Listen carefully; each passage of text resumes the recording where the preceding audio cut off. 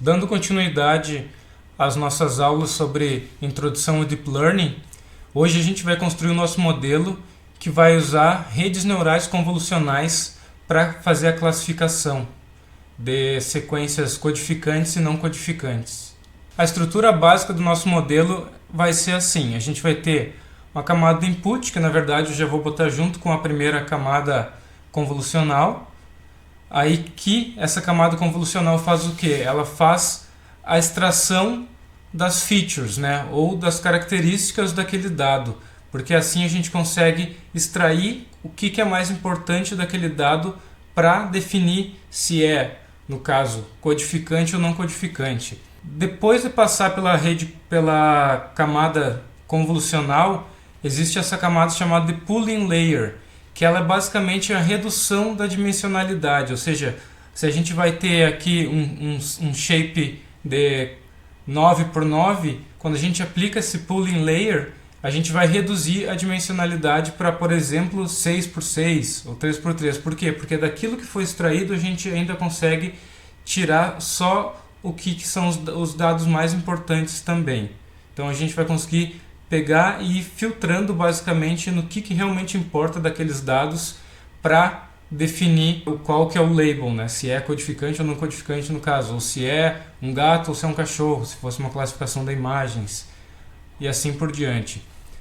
Passada pela pooling layer, a gente vai criar uma camada de dense layers, ou seja, a camada densa, ou fully connected também chama, que é totalmente conectada, que é aqui nessa parte que ele vai usar os dados que foram extraídos, né, as características que foram extraídas dos nossos dados, para classificar, ou para fazer a relação entre aquele dado e o label, para assim a gente ter um output.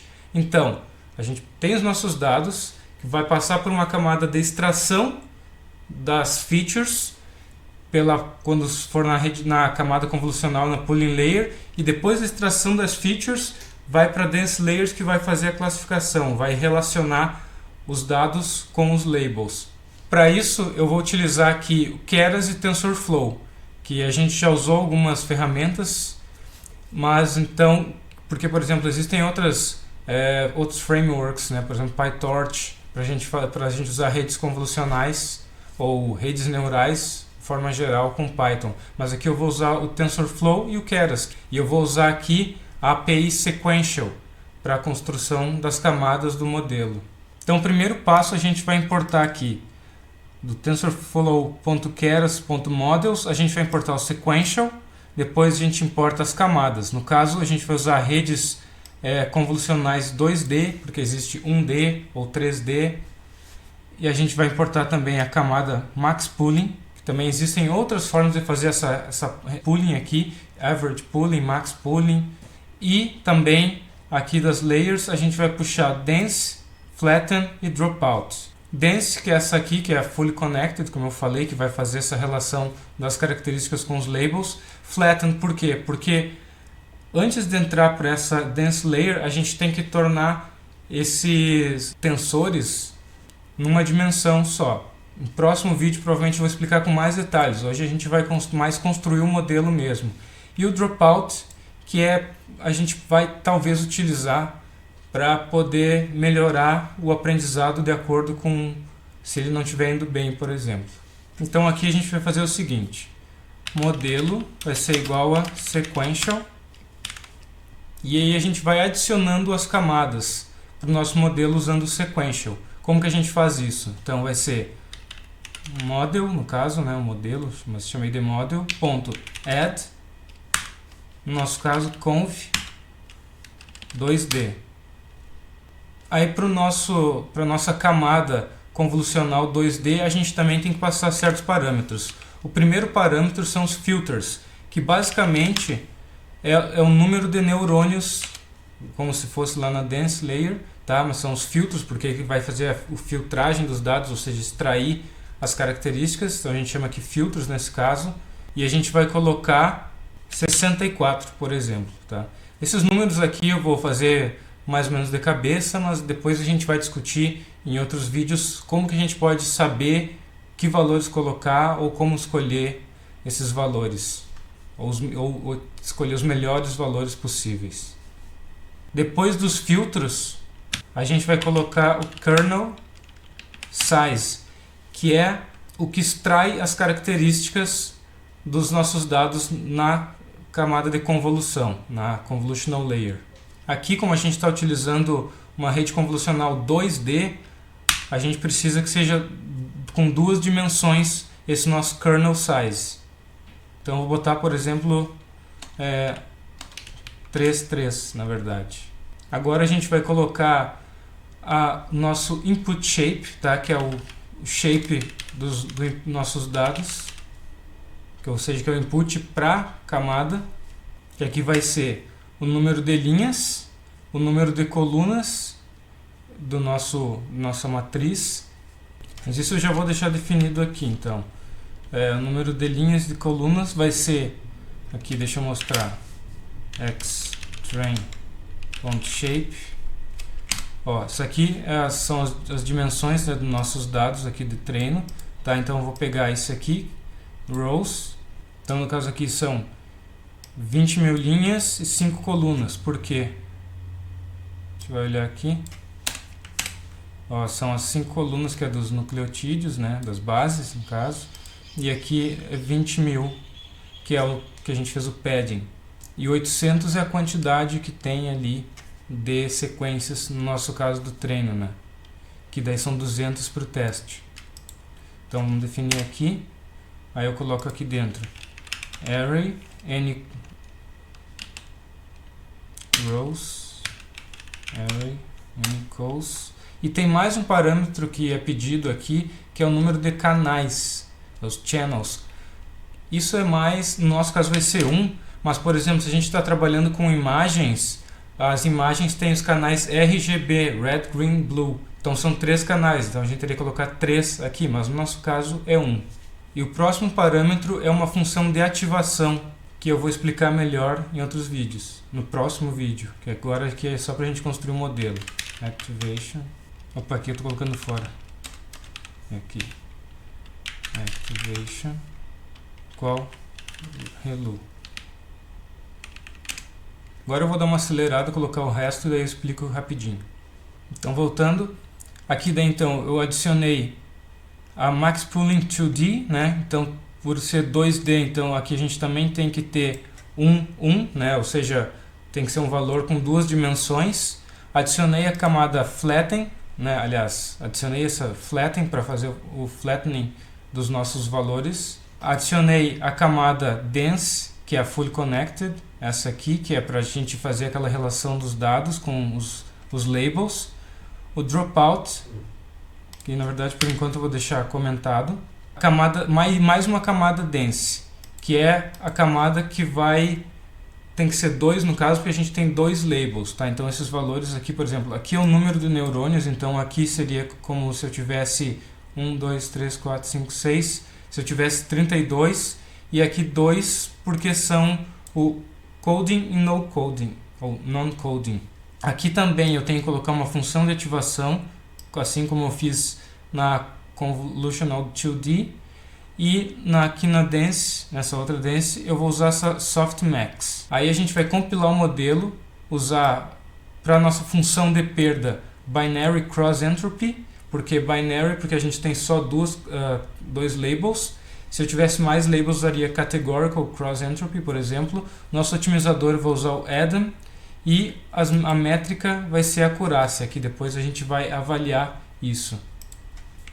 Então aqui a gente tem um sumário, né, do nosso modelo, explicando o que vai ser em cada uma daquelas camadas que a gente adicionou. Aqui no summary eu vou comentar, tá, para a gente não precisar ver de novo. E aqui no fit, o model.fit, é onde a gente vai fazer com que ocorra o treinamento do modelo. Eu vou salvar esses resultados em history, porque depois a gente vai poder fazer plots com esses dados. Então aqui a gente vai ter primeiro parâmetro da nossa função fit, xtrain, né, que são os nossos dados de treino, os nossos labels de treino, né, então relacionando aqueles dados com se é coding ou não coding, épocas 10, que são quantas vezes a gente vai fazer essa interação para ele treinar, batch size 50, que ele vai pegar de 50 em 50 sequências para avaliar. Verbose aqui é só para a gente ver esses valores. Validation Split, eu botei 0 aqui porque a gente já fez esse split usando o sklearn.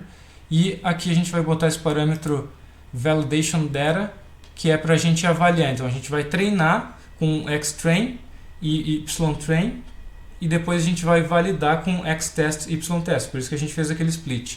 Então a gente vai fazer o treino e depois vai pegar esses dados que ele não viu durante o treino para ver se ele consegue identificar corretamente. Eu vou colocar para rodar, mas vai acontecer um erro e a gente já vai ver o que é esse erro. Aqui, ó, error when checking input, tá? Então erro quando verificando o input. Esperava uma conv2d input ter 4 dimensões, mas teve um array com shape 800/2005, ou seja, de 3 dimensões. Tá, por que isso? Se a gente olhar na documentação, o input shape é um tensor de 4 dimensões e os nossos dados têm 3 dimensões, então a gente vai ter que expandir essas dimensões dos nossos dados para poder treinar o modelo. Ó, então aqui a gente tem 3 dimensões e a gente tem que tornar em 4. A gente vai fazer o seguinte. Então vou usar o numpy, tá? O que eu chamei de np.expand_dims do xtrain e do xtest. E agora eu coloco aqui xtrain.shape. A gente compara com o anterior que tinha 3 dimensões. Agora aqui a gente tem 4 dimensões, como pede a camada convolucional. Tentando rodar de novo. E aqui está começando o nosso treino.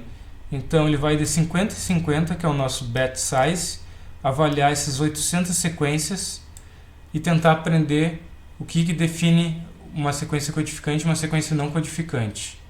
Enquanto treina aqui, vou explicar um pouco melhor essa questão da rede convolucional e do kernel. Tá? Então aqui, nesse GIF, a gente tem os nossos dados, por exemplo, que são uma matriz, e o kernel que a gente colocou lá, as dimensões, no nosso caso 3x3 como esse aqui, ele vai passando um a um, porque na verdade tem um outro parâmetro que é o strides, que ele vai de um em um aqui, como ele está indo, ó. Aqui, depois para cá. Então assim ele vai passando esse filtro, esse kernel, para ir extraindo as características que importam dos nossos dados. Por exemplo, aqui onde tem zeros, isso aqui não é relevante para a classificação nesse caso. E aqui a gente usa essa matriz, que é esse kernel, para extraindo essas features. E depois a pooling layer é basicamente a mesma coisa, que a gente vai reduzir as dimensionalidades usando, no caso aqui, max average. Deixa eu só confirmar o que a gente colocou. Max pooling. Não pode ser max average, né? Enfim. Então aqui a gente vai pegar o kernel, extraiu as características aqui dos nossos dados. Depois na camada de pooling a gente vai fazer a redução desses dados aqui ainda, para extrair as features mais importantes, de acordo com o que a gente selecionasse. Max pooling, average pooling, etc. Se a gente der uma olhada, a nossa rede não está aprendendo basicamente nada. Aqui são as épocas, então está treinando por aqui 6 épocas já. Como não tem GPU, ele demora um pouquinho, seria muito mais rápido com GPU, né? E aqui a gente vê a acurácia, e aqui a Val Accuracy, que é a Validation Accuracy, ou seja, ele treinou, teve uma acurácia de 0.5, aí ele testou nesses dados aqui de teste e a acurácia foi a mesma. No nosso caso a gente tem muito pouco dado, provavelmente ele não vai conseguir aprender nada, mas a gente vai discutir também no próximo vídeo como que a gente pode fazer para melhorar o nosso modelo. Como o vídeo já está ficando um pouco longo, eu vou parar aqui e a gente continua num próximo, e daí entra em mais detalhes das funções de ativação, função de perda, otimizador e como que a gente pode melhorar o nosso modelo. Até mais!